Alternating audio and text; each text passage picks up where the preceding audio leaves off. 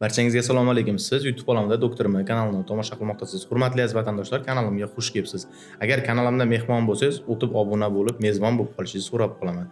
Xo'p, hurmatli aziz vatandoshlar, mana muborakli ro'za Ramazon oylari o'tib bormoqda. Ushbu ro'za Ramazon oyi bilan barchangizni muborakbod etaman va tutayotgan ro'zanglarda Alloh o'z dargohida qabul qilishini so'rab qolaman. Bugun ikkita shu ro'za Ramazonga oid savol bor ekan. Ushbu savollarni razbiraj qilamiz. Birinchisi, ro'za Ramazon oyida jinsiy aloqa qilsa bo'ladimi? Ikkinchisi, ro'za Ramazon oyida quvvatga kirish uchun bir marta testosteron ukoli olsa bo'ladimi degan savollar ekan. Savollarni bergan insonlardan Alloh rozi bo'lsin. Ushbu savollarga qo'ldan kelgancha inshaalloh javob berib o'tamiz. Yana qanaqa mavzularda video olishimizni kommentariyada yozib qoldirsanglar, biz ham inshaalloh shundan kelib chiqib ilhomlanib albatta video olamiz. Birinchisi, ro'za Ramazon oyida jinsiy aloqa qilsa bo'ladimi?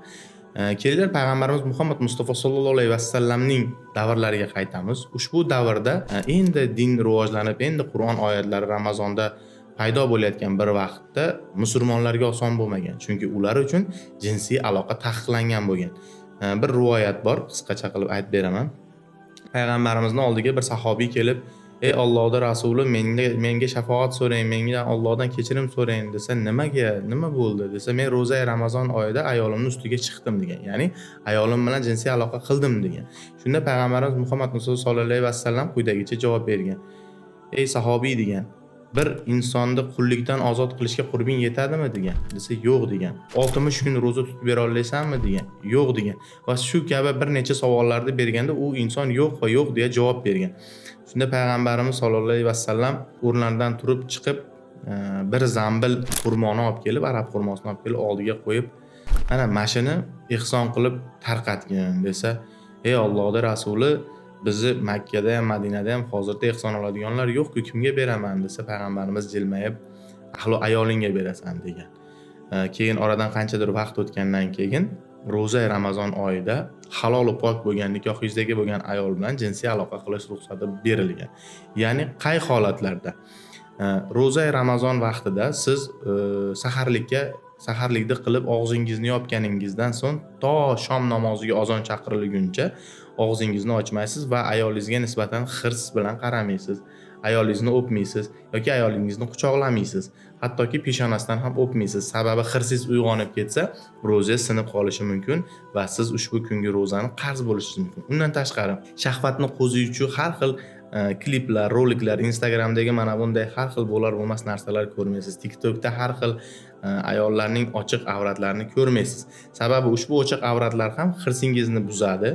Hirs uyg'onganning hisobiga ro'za sinib qolishi mumkin. Yana ushbu savolni bir qator mahalladagi imomiylardan so'rab nima qilsanglar bo'ladi. Chunki juda ko'pchilik mahalla imomlariga murojaat qilsa, bu haqida din tomonlama to'liqroq ma'lumot beradi.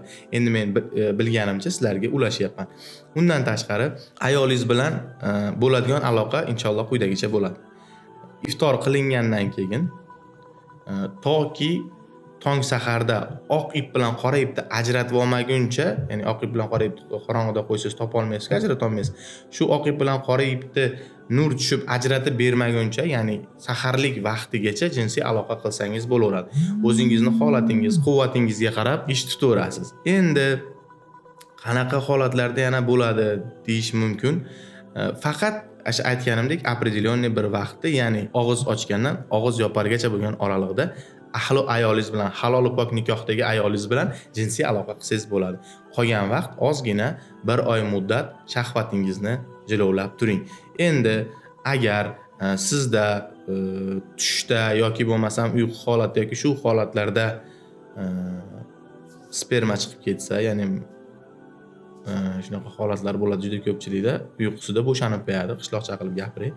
Ushbu holatda turib avratingizni yuvib nima qilsangiz bo'laveradi, inshaalloh ro'zangiz ochilmaydi. Agar siz qasddan bu narsani chiqarsangiz, ro'zangiz ochiladi va uni o'sha tartibda mahalla imomlaringizdan so'ragan holatda qanday yo'l tutishni o'rgangan ma'qul. Ikkinchi savolga keladigan bo'lsak, bu ro'za Ramazon oyida testosteron ukolini olsak bo'ladimi quvvatga kirish uchun? Testosteron ukolini olish uchun albatta urolog yoki androlog bilan avvalo maslahat qilinadi. Keyin organizmda testosteron va gidrotestosteron miqdorini biladi. Undan tashqari qolgan gormonlarni ham sharoitlar bo'lsa bilgan ma'qul. Bu prolaktin, estrogen, estradiol va hokazolar va qalqonsimon bezning analizlari ham qilinadi. Bu TTG, T3, T4, 3 svobodniy, T4 svobodniy va hokazolar. Xo'p, ana o'sha analizlarga qaragan holda shifokor bilan kelishilgan holda testosteron ukolini olsa bo'ladi. Shifokor bilan kelishilmagan holda testosteron ukolini dabdurustdan quvvatga kiraman, boshqa qilaman deb olib bo'lmaydi. Sababi mushak orasiga qilingan testosteron ukol 3 kungacha og'riq berishi mumkin. Ya'ni ukolni qilgan joy sizga og'riq berib, azob berishi mumkin. Undan tashqari testosteron ukolni ko'r-ko'rona olsangiz, ertaga sizga shu testosteron avval bir ko'tarilib ketib, keyin tushib ketishi oqibatida qo'shimcha gormonlar funksiyasini buzib qo'yishingiz mumkin. Shuning uchun, hurmatli aziz birodarlar, ro'za Ramazon bir pasda o'tib ketadi. Ro'za Ramazonda o'zimizga ham, birodarlarimizga ham, ro'za Ramazon chiqqandan keyin ham o'zimizga ham, birodarlarimizga ham zarar yetkazmagan holda to'g'ri ro'za Ramazonda o'tkazaylik. Ya'ni ro'za Ramazon parkob odoblariga rioya qilgan holda uni to'g'ri olib borishga va ushbu bir oylik bo'ynimizga mas'ul bo'lgan oyga chiroyli va sifatli kirib, chiroyli va sifatli chiqib ketaylik. Endi yana savol tug'iladi shu o'rinda, necha martagacha jinsiy aloqa qilsa bo'ladi ro'za Ramazonda? Ushbu boyaga aytganimdek, og'iz ochildan og'iz yopiladigan vaqtgacha bo'lgani quvvatingizga qarab. Masalan, oddiy holatda 2 marta, 3 marta jinsiy aloqa qilsangiz, hozirda 1 marta qilib turgan ma'qul. Sababi quvvatingizni saqlang. Siz men zo'r ovqatlanib, zo'r yuraman degan taqdiringizda ham kunlik ratsioningiz 2 mahalga bog'liq bo'lib qoladi. Masalan, odatiy holda ko'cha-ko'yda suv, shokolad yoki bo'lmasam o'rtoqlar bilan bir somsa yo shashlik yesangiz, hozirda ertaman o'sha yeyilgan taomingiz bilan kechki yeyiladigan taomingiz oralig'ida eng kami 12 soat vaqt o'tadi. Shuning uchun sog'lig'ingizga befarq bo'lmanglar. Sababi quvvatdan qolayotgan organizmni bir yo'li quvvatsizlab qo'ymanglar. Ayolinglarning haqqinglarni ado qilsanglar, albatta shoshilmay ado qilinglar.